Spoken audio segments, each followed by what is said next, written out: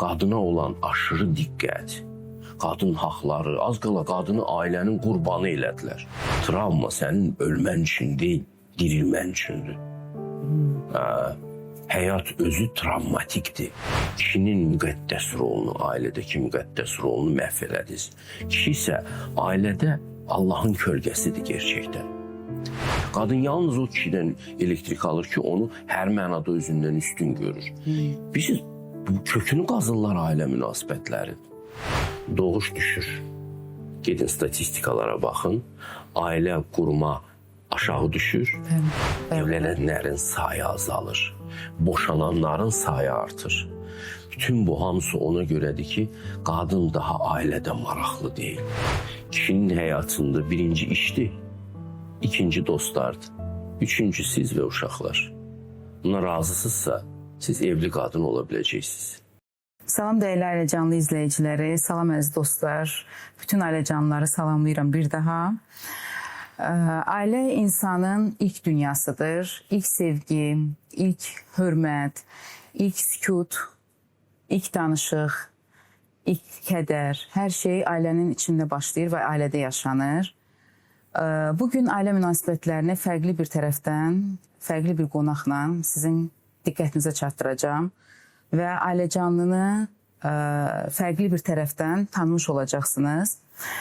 Düşünürəm ki, bəzi məqamlarda ailəni qoruyan, ailəni saxlayan müəyyən bir mənəvi dəyərlər olmalıdır və bu dəyərlərin saxlanması üçün, qorunması üçün mütləq şəkildə ki, zehin olaraq, düşüncə olaraq, həyat tərzi olaraq bizdən daha olgunlaşmış ruhlara, olgunlaşmış insanlara ehtiyacımız var. Onların sözlərinə, onların söhbətlərinə. Bəzən biz ailəmizin içində bu insanları tapmış oluruq, amma bəzən də kənardan bizə dəstək mütləq şəkildə ki, vacibdir. Bugünkü qonağım filosof, yazar, eyni zamanda fərqli düşüncələri ilə, fərqli yanaşması ilə həmişə seçilən, sayılan Müşfiq Ötkündür. Xoş gəlmişsiniz Müşfiq bəy. İlk öncə Ailəcanlı layihəsinə sizi salamlayıram. İzləyicilərimizlə salamlaşın və biz inşallah mövzumuza başlayaq. Xoş gördük. Ümid edirəm məyus olmaz. İnşallah olmayacaqlar. Çünki mən hər dəfə sizin söhbətlərinizə qulaq asanda, hər dəfə özüm üçün hər hansı bir, oradan bir pay götürmüş oluram və həyatımda onu mütləq şəkildə ki, həyata keçirirəm. Ümumiyyətlə, söhbət əgər dinlənilirsə, söhbət ehtiyac duyulursa, mütləq şəkildə ki, orada haradasa özümüzə bir pay götürməliyik. Siz həkimsiniz, bilirsiniz. Reseptə baxmaqla xəstə sağalmaz. Eynən. Divana da oxursan, xeyri yoxdur. Düzdür, doğrudur. Müşfiq bəy, ilk sualım belə olsun ki, ümumiyyətlə, sizcə insan doğulduğu ailəni seçə bilirmi? Çox mistik sualdır. Çox mistik sualdır. Bu şeyin üzərində çoxlu zarafatlar var. Çünki əhəmiyyətli bir şeydir. Biz doğulduğumuz ailəyi seçirikmi? Mən düşünürəm ki, seçirik. Və Allah da bizim üçün seçir o ailəni. O ailə zahirən çox uğurlu görünməyə bilər. Məsələn, kasıb ola bilər. Kobud adamlardan oluşmuş ola bilər, qəddar adamlardan oluşmuş ola bilər. Amma inanın ki, onu sizin tərbiyələnməyiniz üçün Allah ən uyğun görübdür. Sizin ruhunuzda hansısa klapanları açmaq üçün, hansısa imkanları aşkara çıxarmaq üçün məhz o lazımdır. Məsələn, türklər bu yeməyi, əti zadı da bir şeyə tərbiyələndirmək deyirlər də. Məsələn, duza qoyursan, istota qoyursan, mayonez deyirsən. Bax, sizin qəlbinizi o sərtliyin, o məhrumiyyətin, o nəyinsə içinə Allah qəsdən yerləşdirir uşaqlıqdan ki, indi deyirlər, ay travmalıdır. Öyle o travmanın özü də sənin üçün çox zəruridir. Travma sənin ölmən üçün deyil, dirilmən üçündür. Həyat özü travmatikdir. Və o ailəni nə tərsə sən özün seçmisən, bəyənmisən, Allah da onu sənin üçün uyğun bilibdir. Sənin karmava görə, ruhun vəziyyətinə görə. Ona görə bunu seçdiyini görmək üçün gərək çox-çox şükür eləyəsən. uzun müddət şükür eləyən insan bir gün gözü açıla bilər. O şükürdən gözü açıla bilər və görər ki, hə, bu necə mənim üçün zəruri idi bu ailə. Şikayət eləyirlər insanlar ailələrindən. Bu hər şeyi məhv edir, bütün oyunu pozur. Ona görə yatın, durun, şükür edin. Yəni biz ruh olaraq əslində seçib ailəmizi bu dünyaya göz açırıq. Və qazancdır. O ailə çətinliyi, hər şeyi qazancdır. Sənin qazanmaq üçündür. Ruhani nailiyyət qazanmaq üçün bir şərtdir. Bunu elə qavramaq lazımdır. Bu ailənin içində doğulduqdan sonra, ailəni görəndən sonra bəs özümüzü seçmək günahdır. Özünüzü seçmək nə deməkdir? Özümüzü seçib ayırmaq ailədən, ailəni əgər bəyənmiriksə, ailənin müəyyən xüsusiyyətlərini qəbulana bilmiriksə, insanın özünü seçib kənara atması, yenidən sıfırdan başlamaq istəməyi bu günahdır, yoxsa? Nə deməkdir seçmək? Məsələn, sənin valideynlərin yaşlanacaq. Sən də seçib özünü qoymusan kənara. Onlara kim baxacaq? Sən necə seçə bilərsən özü onlardan? Sənin qardaşın var, bacın var. Onların ailələrində problemlər olacaq, sənə ehtiyacları olacaq, çətin günlər olacaq, xeyir günlər olacaq. Səni yanlarında görmək istəyəcəklər. Sən də özü seçib qoymusan harasa. Sən necə bu bağları qıra bilərsən? Heç bir müqəddəs kitabda bunu demir. Deyir, əksinə qohumluq bağlarınızı qoruyun. Ata, ana xoşa gələ bilər, xoşa gəlməyə bilər. Amma bu sənin borcundur, ruhun borcudur ki, onların qayğısında olasan. Hə, zamanla sən müdrikləşəndə o negativ, bu ünsiyyətin negativ tərəflərindən özünü qorumağı öyrənəcəksən. Bu bilirsiniz, siz də həkimsiz. Bu həkimin xəstələrlə ünsiyyəti kimidir. Xəstə xəstədən bezər, yiyərlər bir-birlərini. Amma həkim xəstədən incimir heç vaxt. Həkim xəstə ilə davranmağı bilir, maskasını taxır, davranır. Bütün müqəddəs kitablar da cahil adamlarla həkim xəstə ilə davranan kimi davranmağı buyurur. Bu da belə yazıb hətta. Ki, sağlam, müdrik sanki həkimdir, xəstə bəşəriyyətə baxan kimi baxır. Onun nə inciməyə haqqı yoxdur. O qulluq eləyəcək onlara. O, onların sağalması üçün zəruri şərt eləyəcək. Çünki o, Allahın işçisidir. Bütün dinlər deyir. Sən Allahın işçisisənsə, sən müəyyən mənada həm də loğmansan. Sən şikayət eləməyəcəksən. Nə mümkündürsə onu eləyəcəksən. Məsəl üçün, amputasiya olunmuş ayaq görəndə dəli olmayacaqsan. O bir ayağını xilas edəcəksən. Nə mümkündürsə xilas edəcəksən.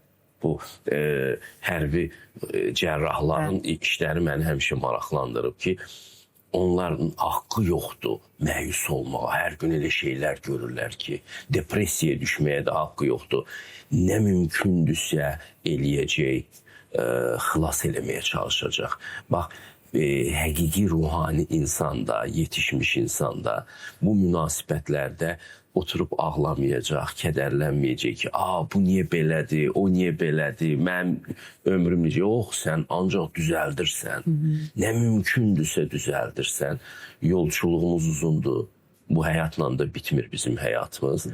Ona görə də çox belə toxtaq şəkildə, amma aktiv bir şəkildə münasibətlərin müalicəsi ilə məşğul olmalıdır. O valideynə qulluq eləməlisən sən. Bəzən onun sözlərini bu qulağından alıb, o qulağından buraxmalısan, amma sayğı və qulluğu əksik eləməməlisən. Bir ana öz uşağına nətər bax. Uşaq bəzən bir şeylər deyir, ana heç ona qulaq asmır, geyindirir kalqutkasını. Kalqutkasını geyinməlidir, soyuq olar ona. Valideynlə münasibətdə də bu cür olmalıdır. Mən bunu Konfutsiyadan öyrəndim. Yeməyini qoyacaqsan, dərmanını qoyacaqsan, valideyn hirslənəcək, sənə deyinəcək, deyəcəksən, mama, papa, sizi sevirəm, sabah yenə gələcəm. Dərman da buradadır, yemək də buradadır. Münasibət bu cür olmalıdır. O mənə belə söz dedi, mən küstüm getdim. Xəstəsənsən. Sən həkimsən. Sən küsməyə ixtiyarın yoxdur. Bəzən ailədə siz deyirsiniz qayğısına qalmaq, ana ata ilə olan münasibətlər övladların qarşısında çox bizim cəmiyyətdə baş verdiyinə görə bəzən bir ana tərəfi daha çox da övladlar seçmiş olur. Nədənsə bu belə olur həmişə və ata həmişə sanki günahkar və kənarda qalır. Və bu münasibətlərdə uşaq artıq bilmir necə davransın. Ana haqlıdırmı, ata haqlıdırmı bu zaman keçəndən sonra, böyüyəndən sonra, artıq müəyyən bir yaşa çatandan sonra anlayır və artıq o zamanı itirmiş olur. Ünsiyyəti, o uşaq vaxtı bəlkə ata ilə daha yaxın münasibət qura bilərdi, amma qurmur, ayrılıqlar yaşanır və s. Burada bu ailə həmin o uşağın imtahanıdırmı? Hər bir halda imtahanıdır. İmtahanıdır. Hər bir halda imtahandır. O uşaq görür ki, dağılmış münasibətlər necə olur. Əgər bu puzzle yığa biləcəksə günlərin bir günü, o uşaq yaxşı həkim olacaq. Mənəviyyat həkimi olacaq. O biləcək bu münasibətləri necə düzüb qoşmaq olar sonra. Təbii ki, qısa vədədə olan şeylər deyil. Amma o bunların disharmoniyasını çox dərindən yaşayandan sonra loğman ola bilər. Başqa cür o anlaya bilməz bu şey. O ana tərəfi seçməlidir. Ana məsələsi. Müasir ailələrin problemi nədir? Vardasa bir son 100 ildə, 150 ildə belə başlamış bir prosesdir. Qadının rolu başladı artmağa. Bəli. Hər kəs qadından danışmağı bir adətə çevirdi. Bu əziləndir, bu şeydir, bundan gəl danışaq. Cəfər Cabbarlı məsələn bütün əsərlərini qadın adı ilə adlandırdı. O elə belə deyil, o tamaşalara bütün Azərbaycanlar getdi. Bu bizim psixikamıza oturdu. Bəli. İlyas Əfəndiyevdə də kişi obrazları o qədər uğurlu alınmırdı. Qadın obrazları daha uğurlu alınırdı. Biz qadına çox diqqət eləməyə başladıq. Həm ədəbiyyat olaraq müqəddəsləşdirdik. Kişinin rolunu itirdik. Kişinin önəmli rolu var. Kişi çox ağır bir missiyanı daşıyır ailədə. Ana uşaq üçün ən xoş gələn şeyi daşıyır. Allahın mərhəmət və sevgi sifətidir. Gəl mənim şabbana balamı da açır qucağını. Uşağa da bu xoşdur bütün hallarda. Ata isə ən xoşa gəlməz bir tərəfini təmsil edir Allahın. Ədalət. Atanın sevgisini qazanmaq üçün gərək hansısa şərtləri yerinə yetirəsən. Ananın sevgisini qazanmaq üçün heç nə yetirmək lazım deyil. O sənin əyri burnunu da sevəcək.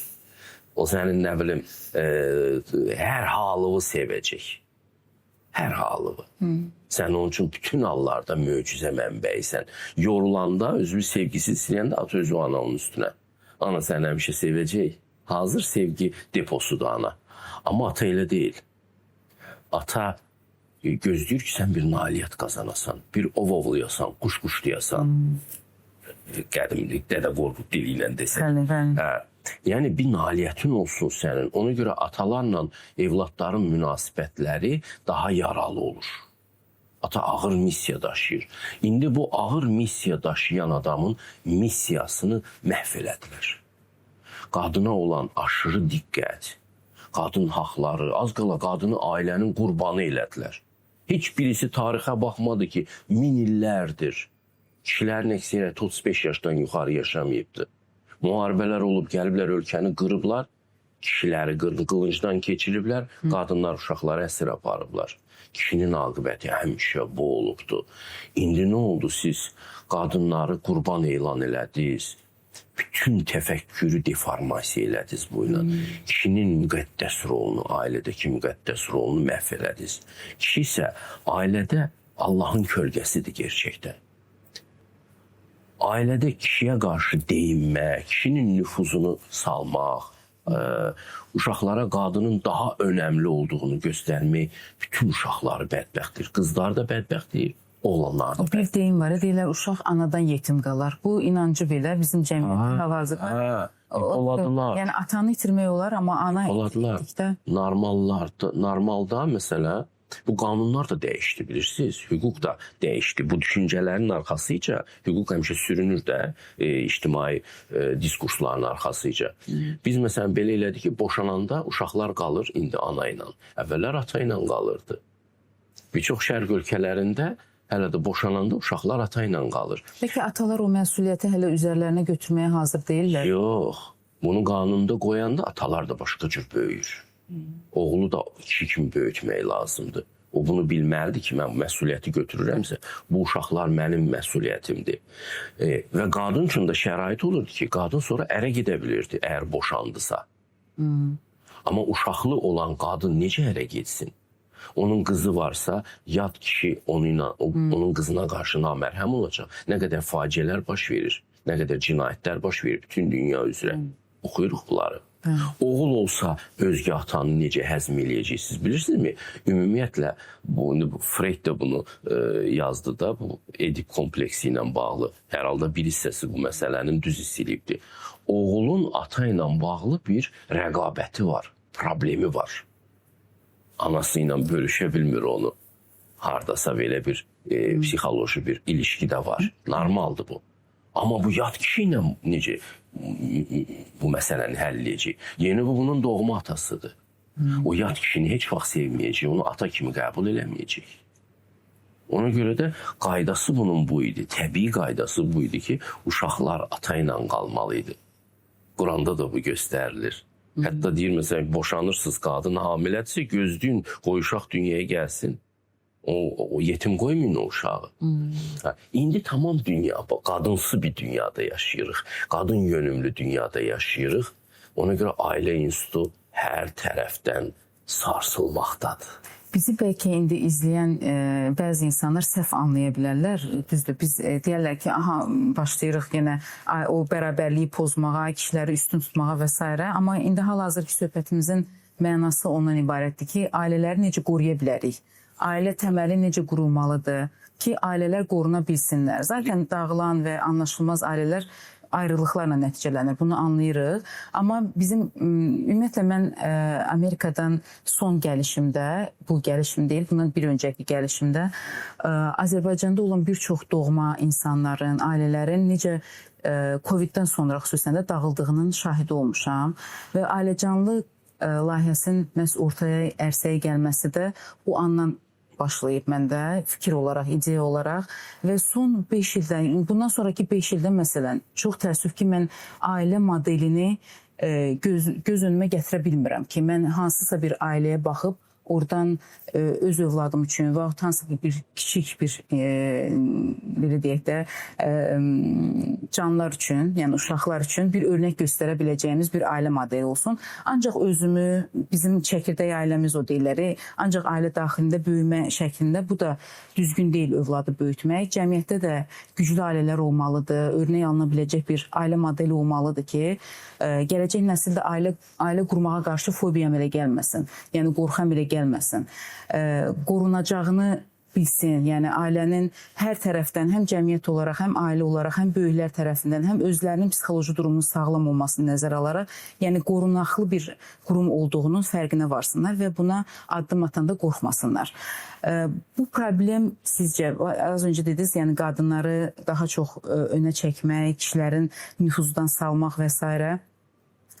Ailəni quran, ümumiyyətlə, baxsaq bir təbiətə də, quran həmişə ailəni, ocağı, evi quran qadındır. Əgər qadın ailə qurmaq istəmirsə, bu ailə, yəni kişi nə qədər sevgi göstərsə də, aşiq olsa da, bunu qura bilərmi? Yəni, belə bir ailə qurula bilər. Baxın, bu feminizm düşüncəsi bir əsr ərzində güclənərək gəldi artıq Azərbaycan cəmiyyətində belə meyvələrini verməyə başladı. Doğuş düşür. Gedin statistikalara baxın. Ailə qurma aşağı düşür. Mən o günü Sumqayıtda gəzdim. Dostlarla dedim ki, siz ilə gəlmir Şadlıq saraylarının qabağı boşdur. Bu vaxt toyu yoxdur da. Ancaq altı bazar. Həftə boyu yer tapmaq olmurdu Şadlıq saraylarında. Evlənənlərin sayı azalır. Boşananların sayı artır. Bütün bu hamısı ona görədir ki, qadın daha ailədə maraqlı deyil. 1000 illərlə belə olubdu. Qadın ailəyə səbr eləyib deyə ailə mövcud olubdu. Qadın burada səbr eləyən tərəfdir. İkinci rol oynayır. Ən çətin rol da onun roludur. Qadın artıq səbr eləmir. Onu elə tərbiyələndirdilər, onu elə qurdular ki, indi qadın heç bir çətinliyə, heç bir kaprizə, heç bir müvəqqəti problemə dözmək fikrində deyil.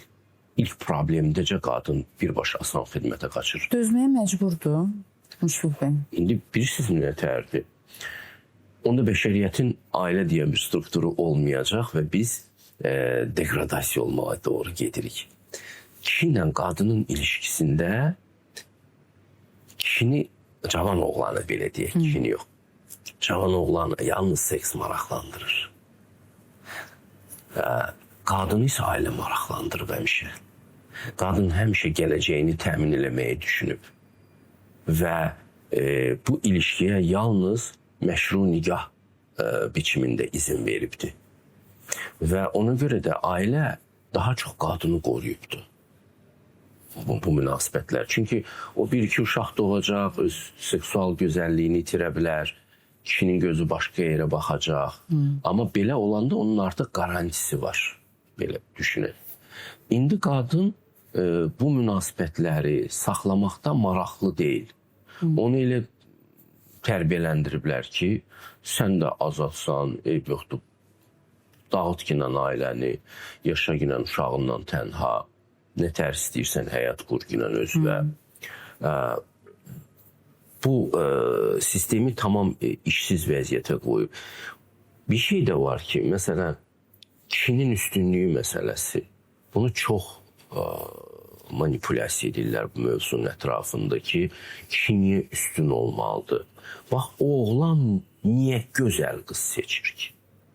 Oğlan gözəl olmayan qızı almayacaq. Problemdir qız üçün gözəllik.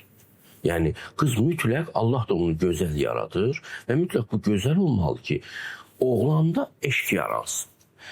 Peki, bu qız nə zaman oğlana aşık olur? O zaman ki, onda bir üstünlük, onda bir centilmenlik, onda bir ucalıq, bir qəhrəmanlıq hissi görür. Hiss edir ki, bu məndən ötürü ölər.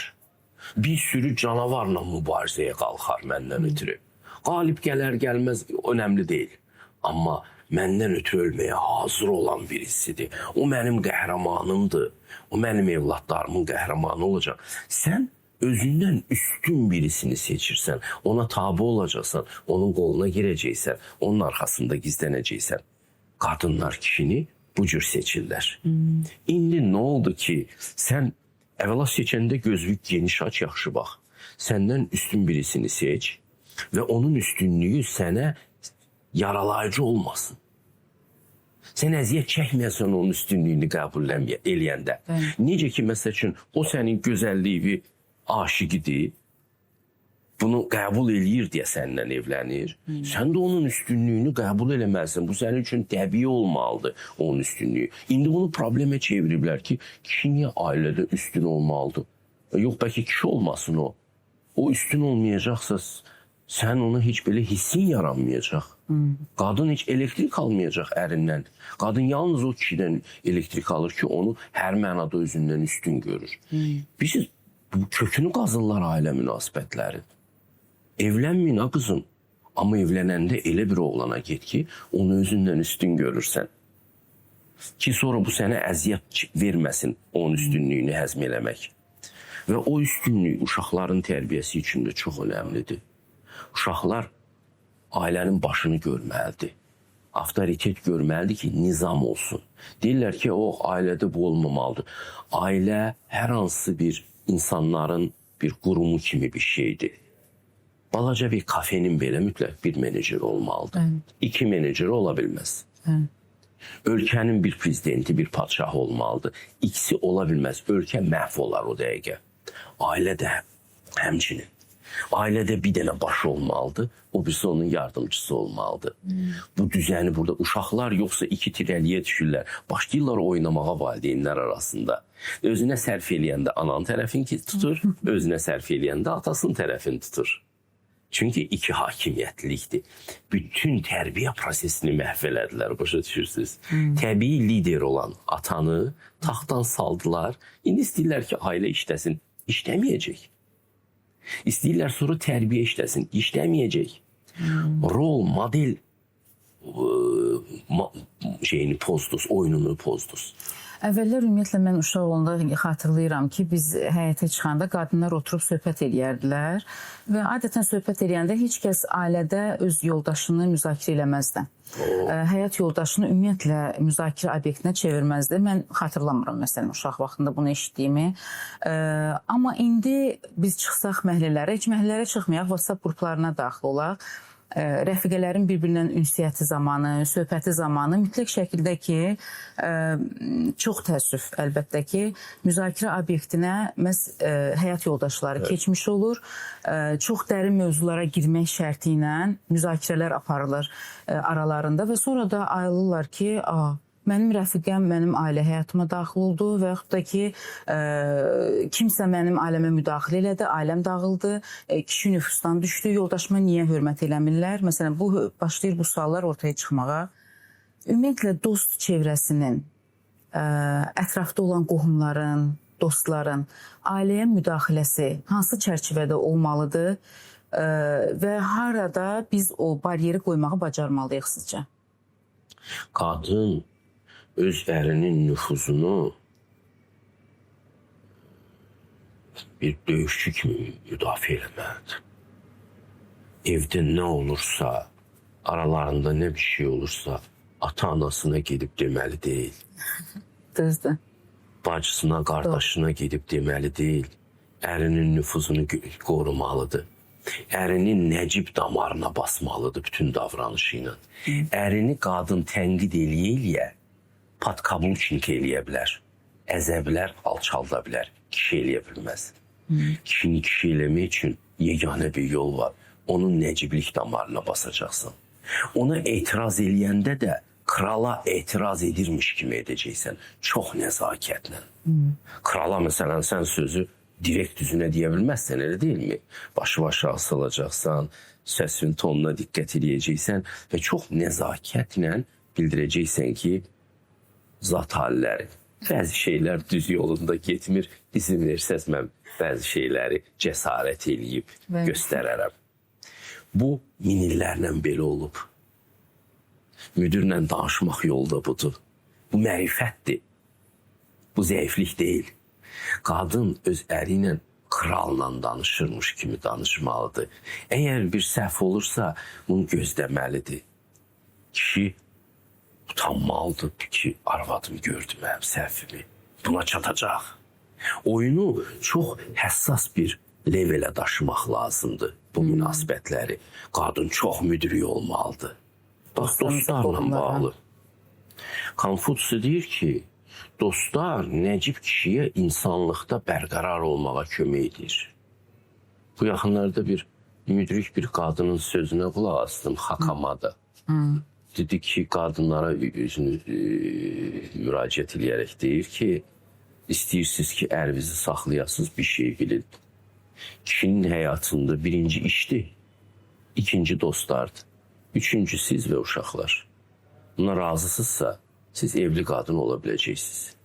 Siz əgər ikinci ya birinci rola iddialı olacaqsınızsa, siz ərvizdən yalnız patkablçnik düzəltmək istəyirsiniz. Və o kişi kimi xoşbaxt olmayacaq.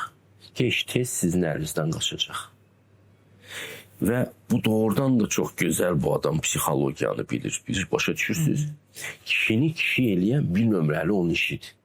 Kişinin bir qazancı yeri olmalıdır. Ov yeri olmalıdır.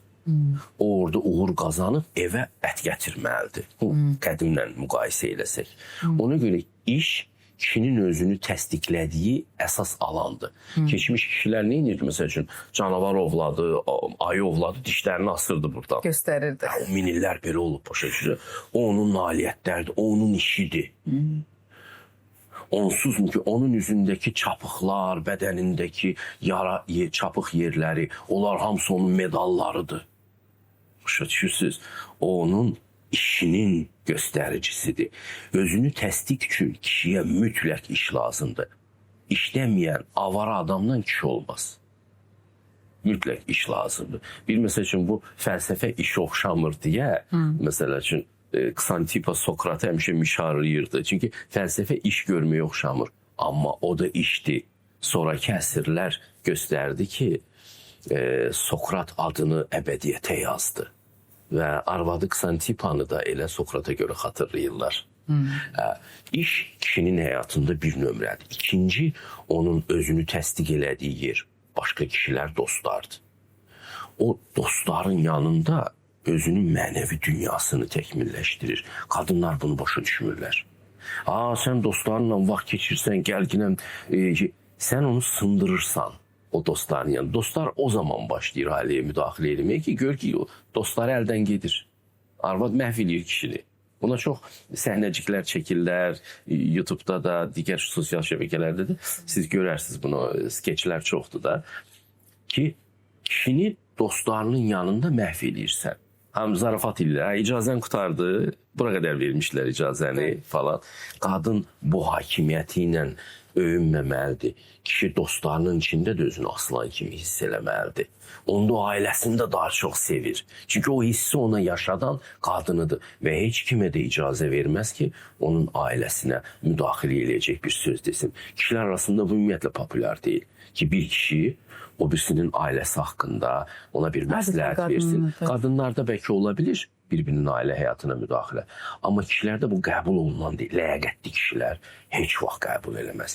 Heç vaxt öz həyat yoldaşını müzakirə eləməz başqa kişilərlə. Amma bu cürdür. Qadında tam tərsinədir. Qadında birinci yerdə əri durmalıdır. Mütləq əri ya, uşaqlar yox.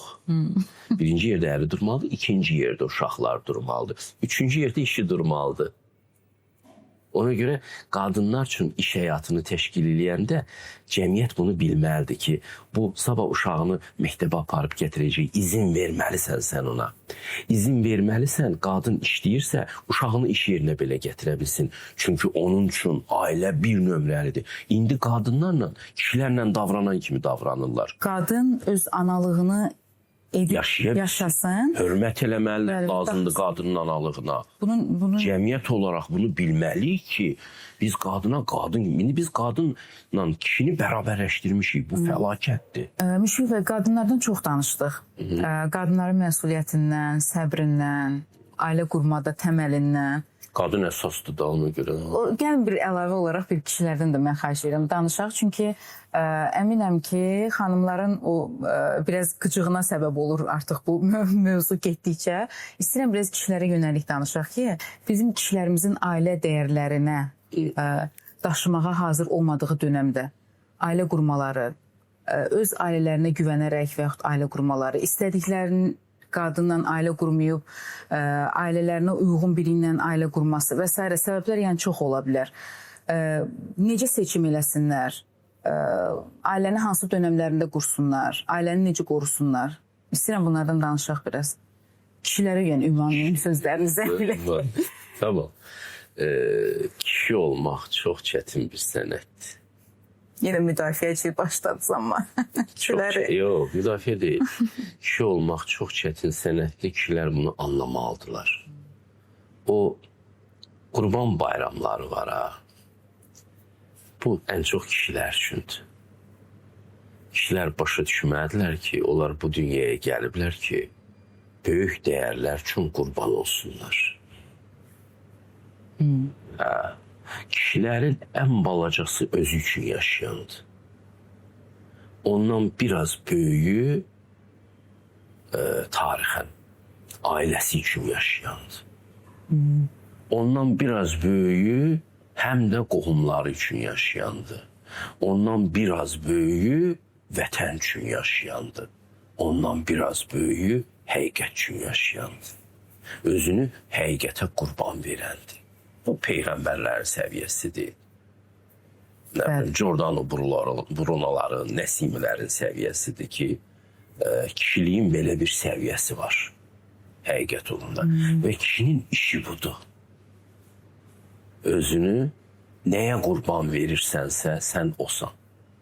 Ki, mütləq həyatını nəyəsə qurban verir. Sənin kişiliyin də o boydadır.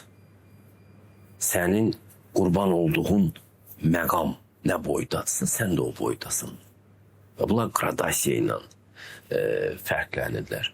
Kişini kişi kimi tərbiyə eləmək, onu buna hazırlamaqdır. Bəlkə də ona görə min illərdir şərq tərbiyəsində Məsələn, qıza itaət öyrədirdilər körpəlikdən. Ki, sən ailəyə gedəcəksən, bu sənə çox gərək olacaq. İtaət texnikasını öyrənmək. Kişiyə isə oğlan uşağınsı başına fırlanırdılar. Qurbanlıq quzun başına fırlanan kimi lensat bağlayırdılar. Çünki bu tapança kimi olmalıdır. Lazım gələndə atmalıdır. Bunu da bu rola öyrədirlər. Oğlan uşağı başa düşməlidir kişi olmağın dramatizmi nədir? Sən özü fəda eləyəcəksən. Ailən yolunda, vətən yolunda, həqiqət yolunda. Sən bunu yapabilirsənsə kişisən. Yapabildiyin dərəcədə kişisən. Və burada da ailə, indi ailəni biz böyük problemə çevirmişik. Çox da böyük, bu dəyərlər sırasında çox da böyük deyil. Amma gəl ki, indi heç bunu da bacarmırıq. Çünki biz ən aşağı səviyyəyə inmişik. Özü üçün yaşayanların, psixologların yanına gedənlər də bu ən aşağı səviyyəni depoluyurlar. Özün üçün yaşamamısan sən. İndi gerçi doğrudan da insanlığın yolu ilk öncə özü üçün yaşamaqdan başlayır. Amma böyüməyi başqaları üçün xidmətlə böyüyür. Kişini şərəfli eləyən budur. Və sən ailəvə görə məsuliyyət daşıyırsan, Allah qarşısında məsuliyyət daşıyırsan. Bəli, sənin üstünlüyün var. Sən bu evin komandirisən, liderisən. Amma sən öz quzularını kəsib yiyən çoban deyilsən axı. Sən onları himayə eləyənsən. Sən qurd deyilsən ailənin içində. Sən onun çobanısan. Bunu qədim metaforadır. Bibliyadan üzü bu yana istifadə olunan metaforadır. Bizim Şəhriyar, Məmməd Hüseyin Şəhriyarda da istifadə olunan metaforadır. Ona görə mən onu istifadə edirəm. Bir alçaqlıq falan yoxdur burada. Çox zaman insanlar ilişirlər. İndi sözə həssas olmağa başlayıblar. Dərin düşünsünlər, biraz dinləyək. Biraz dərin baxsınlar bu işlərə. Və sən bu ailəvin qarşısında, Allah qarşısında məsuliyyət götürmüsən. Bu qızı alırsansa, o sənə gəncliyini verir, həyatını verir. Bu neməti dəyər kimi hiss elə. Sən 3 dəfə gedirsən qızın qapısına, nemətlər səpirsən ona, qızıl gətirirlər, imkan daxilində bir hədiyyələr gətirirlər. Bu çox gözəl, qədim qaydadır. Bu qızın qadınlığını, qızlığını dəyərləndirmək vasitəsidir. Biraz ağıllı olun. O nişan ərəfəsində, elçilik ərəfəsində bu ritualın mənasına varın ay oğlanlar. Siz böyük bir xəzinə alırmış kimi alırsınız o qızı. O hissiyatı, o düşüncəni unutmayın. Bütün ömrünüz boyu daşıyın. Siz bir xəzinə ilə yaşayırsınız. O xəzinə sənə evlatlar verəcək, yaşlanacaq. Amma sən onu da bilməməlisən. Sən onu elə ilk gördüyün kimi görməyi bacarmalısan. Qadın yalnız bu zaman xoşbaxt ola bilər. Və ailə sevgi, ehtiras meydanı da deyil. Ehtiras falan o 5 günlükdür, 3 günlükdür, ola bilir. Ailəni yaşadan sənin insanlığındır. Sənin ləyaqət hissindir.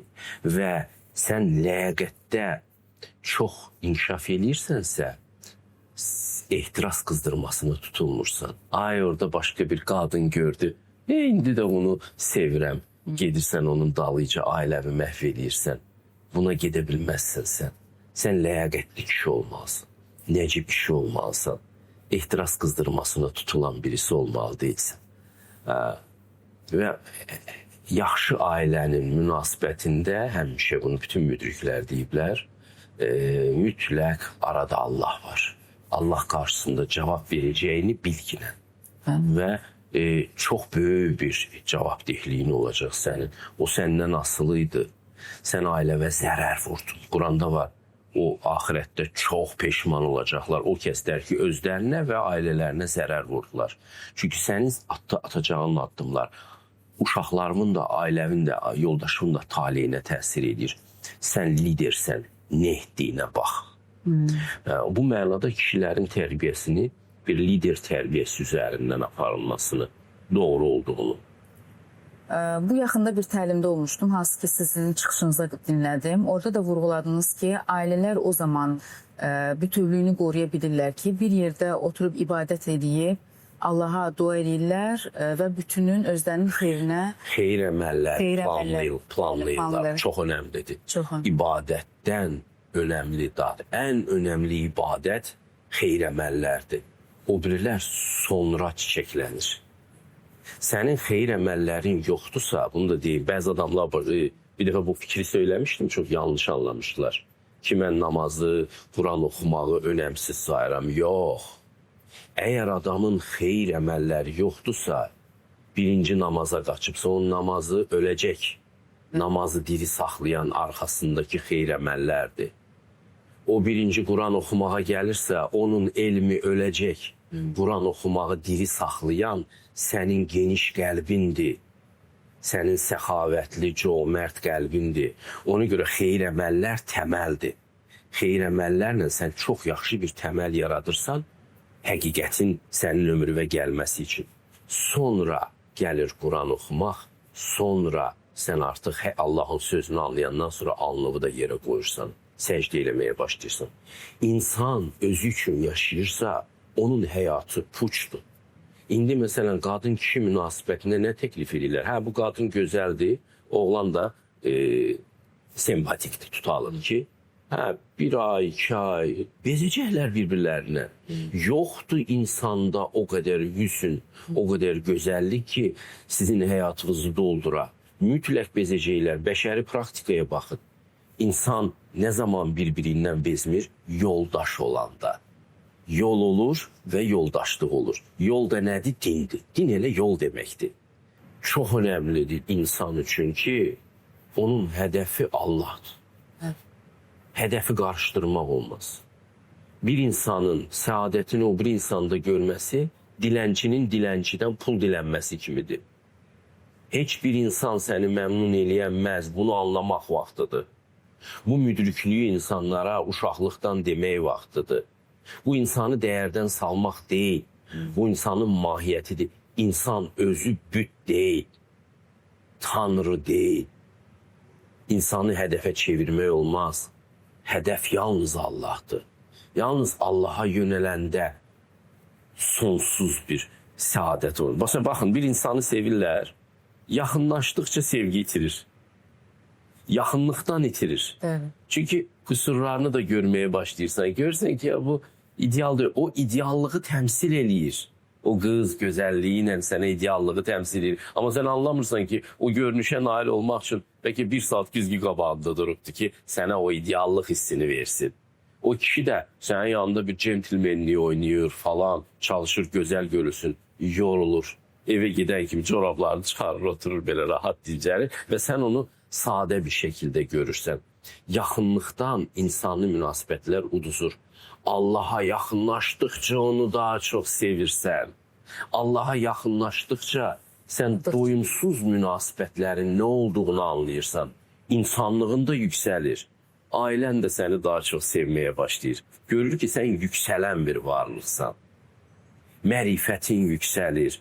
Ərin səni daha çox sevməyə başlayır. Ona görə hədəfi Allah olan ailədə münasibətlər adiləşmir. Belə bir resept. Çünki mənim söhbətimiz çox maraqla davam edir və həqiqətən sizin o danışıqlarınızı o qədər belə feyziyab oluram ki, danışma, o derin nitqim belə quruyur. Sualımı istəmirəm sizi nə kəsim, istəyirəm axının belə davam eləsin. Çox. Amma zaman dəyərlidir. Time is value, necə deyərlər, Amerikanlar da deyirlər. Zamanımız çox dəyərlidir. Sizin bizə ayırdığınız zamandan istifadə etdiyim üçün xoşbəxtəm. Çox sağ olun ki, vermişmən bu layihəyə qonaq olaraq dəvətimi qəbul ediniz və gəldiniz. Yekunda hər kəsə sual verdiyim bir sualım var. İstəyirəm onu sizə də ünvanlayayım ki, ailə canlı yoxsa canlı ailə? Canlı ailə. Səbəb? Çünki ailəni canlı tutmaq üçün ailə fərdləri daha böyük bir dəyərə yönəlməlidir, həqiqətə, Allaha. Onda ailəni canlı tutarsın. Ailənin canlı olması çox önəmlidir. Ailə ölüdürsə, nə qədər ailə canlı olsan da, sən o ölünü reanimasiya edə bilməyəcəksən. Ailəni canlı tutmağın yolunu öyrənmək lazım öncə. sonra ailə canlı da olmaq olar. Olmaq olar. Bir daha sizə təşəkkür edirəm. Sağ olun. Yaxşı ki gəldiniz. Yaxşı ki bu ailə canlı tablosunda bir puzzle-da Müşfiq Ötkün olaraq ora əlavə olundu. Düşünürəm ki, bütün bu həm ailələrimiz üçün, həm cavanlar hansı ki ailə qurmaq istəyirlər, ailə dəyərlərinin möhkəmlənməsi üçün bu söhbətimiz çox xoş olacaq onlar üçün və önəmli olacaq. Özlərinə o payı götürəcəklər. Təşəkkür edirəm. Bir daha ayaqlarınız var olsun. Yaxşı ki gəldiniz. Sağ olun. Sağ olun.